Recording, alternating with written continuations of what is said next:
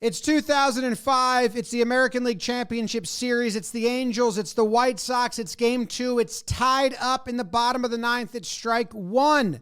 And then a curveball. It's out number 1. This breakdown is brought to you by DraftKings, and it was also suggested by Kevin Lefkowitz in our comments. So thank you to Kevin. And this play changed a lot. They had to make some changes in the umpire's handbook after this one, because it's kind of crazy and ridiculous. So we've got 1 out now in the bottom of the 9th, no one on. Next batter comes up, 2-seam, just poured over the middle for strike 1, drops the curve off of that for ball, and then back to the 2-seam, strike 2, then with the nasty splitter. What a sequence.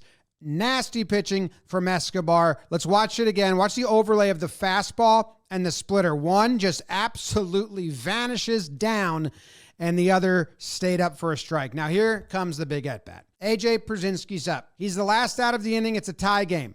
First pitch. I think that might have been that sinker. That looks like the sinker as well. Away. Curveball away.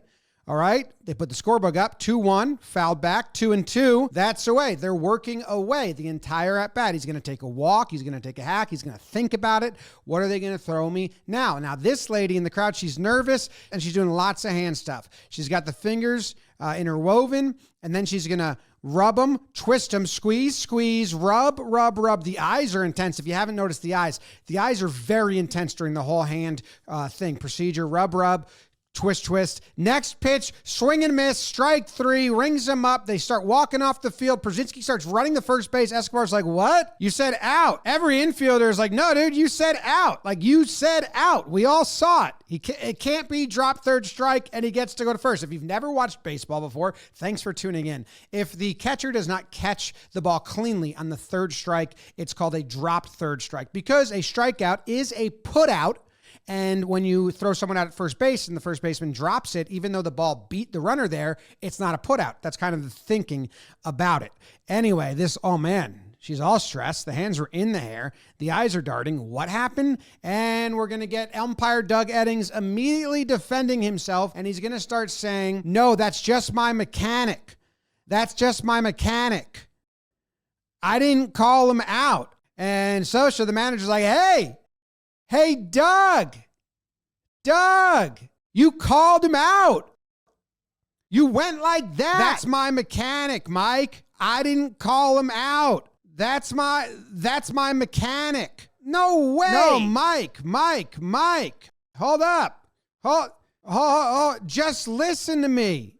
Okay. And he's listening, and he's tuned in. He's focused. The eyes are locked in. This is what you're telling me? What? What, dude? What? Now, let's watch. So, it's a swing. He puts his right arm out, the signal swing. And then he drops the hammer right there, and that, everyone assumes, means batter's out. He's saying that's just concluding that it's a swinging strike, and it didn't mean he called him out. So here we go. Let's take a look at the mechanic again. The right arm goes out, and then bang. So the Angels see that, and they say that means he's out, but he didn't verbally say it. Now, this is what Doug Eddings had to say after the game. My interpretation is that's my strike 3 mechanic when it's a swinging strike. If you watch, that's what I do the whole entire game. Eddings said of his third strike routine, the sweep of the right hand, then the clench fist. He said, it's never been an issue until now. So let's go back. If you watch, that's what I do the entire game. But Doug, the at-bat before ended on the same thing, and that's not what you did. You threw the right arm out, and then you waited very intently until the tag was made to say batter's out. So feel like you lied 21 years ago. The very at-bat before, we don't need to watch the whole game. We just need to go watch the very at-bat before when you didn't do that. So, that's bad. That's bad. And this is the right mechanic. But according to the umpires, before this, it was wishy-washy.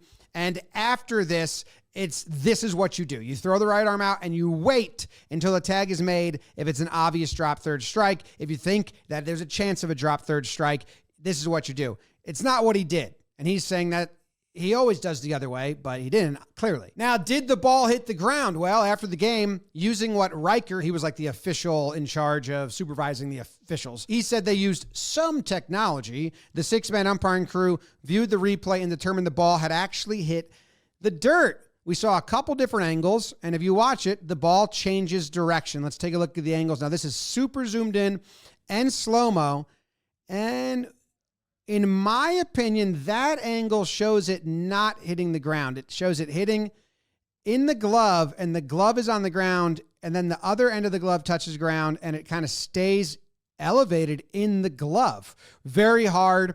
I don't know if that's enough to overturn it, if that's what they had initially called it, but very hard. Now, the catcher, he's got my favorite quote. I caught the ball. It was strike 3. He was out. It's not my fault. I take no responsibility for that whatsoever. That's, stand firm. I caught the ball. Should he have tagged him? Who knows? Now, that angle is the other angle they're probably talking about where there's a little movement because you see the glove kind of twitch a little, but he didn't call it right away. He's saying that's his mechanic.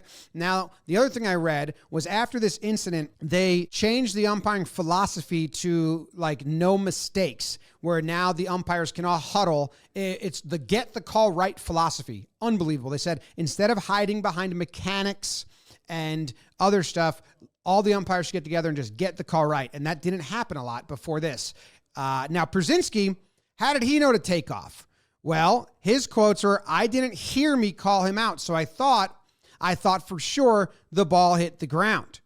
I watched the replay 50 times, and I still don't know. In another interview, Jerry Reinsdorf was getting asked about this, and he said he asked Przinsky, how'd you know to run? And Przinsky said the year before when he was in San Francisco, he was on the other end of a play similar to this. I found that play. It's even crazier.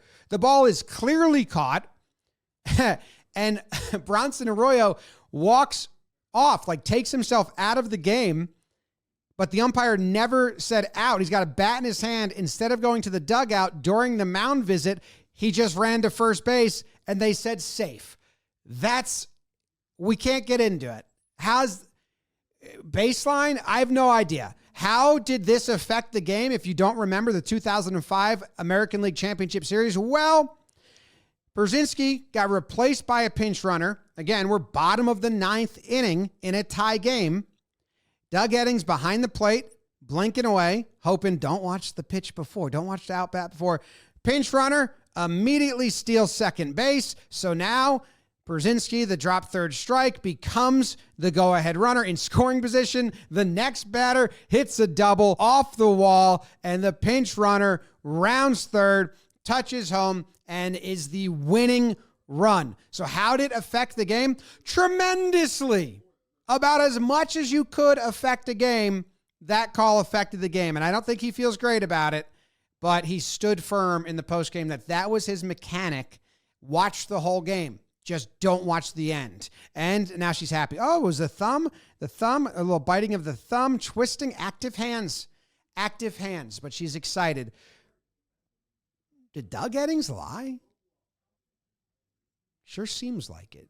Or did he misremember? That's for no one to decide. This was 20 years ago. It was brought to you by DraftKings. Thank you to DraftKings, and thank you to my guy, Kevin, for suggesting it. We got more coming. We got a queue of old breakdowns that you guys have been requesting. Hopefully we can get to them. And WBC's starting soon, so that's exciting. Goodbye.